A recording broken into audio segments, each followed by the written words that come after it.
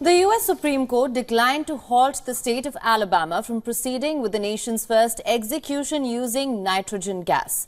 The method has never been used before for capital punishment. The ruling came after convicted murderer Kenneth Smith approached the court requesting the court to stay his execution. His execution is scheduled for Thursday. We will tell you all about this execution process, but first let's get you some details of the Kenneth Smith case. Kenneth Smith was convicted in 1988, killing of one Elizabeth Sennett. Smith and his accomplice were hired by Elizabeth's husband, Charles Sennett.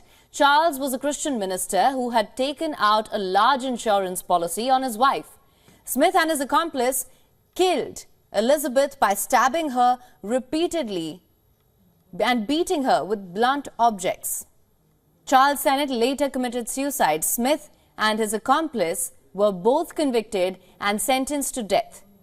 Smith's accomplice was executed in 2010. Smith, on the other hand, survived a botched lethal injection in 2022. During the execution attempt, state officials repeatedly tried but failed to place the necessary intravenous lines for a central line in his collarbone area.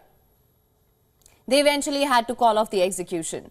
Smith's botched execution was the third consecutive instance in the state where officials encountered problems or delays trying to insert intravenous lines for a scheduled lethal injection. The failed execution attempt triggered a prompt review of Alabama's death penalty procedures.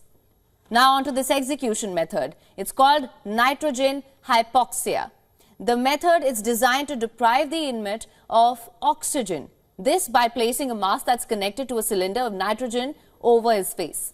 According to the state protocol, nitrogen gas will be administered for at least 15 minutes to the inmate or 5 minutes following a flatline indication on the EKG. However, whichever is longer here.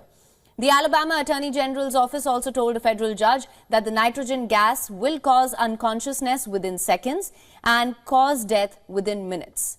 Smith's attorneys have argued that the mask the state plans to use is not airtight and oxygen seeping in could subject Smith to a prolonged execution, possibly leaving him in a vegetative state instead of killing him. Earlier this month, the UN Human Rights Office also called on the state to halt this planned execution. The UN office said it could amount to torture and violate American commitments under international law.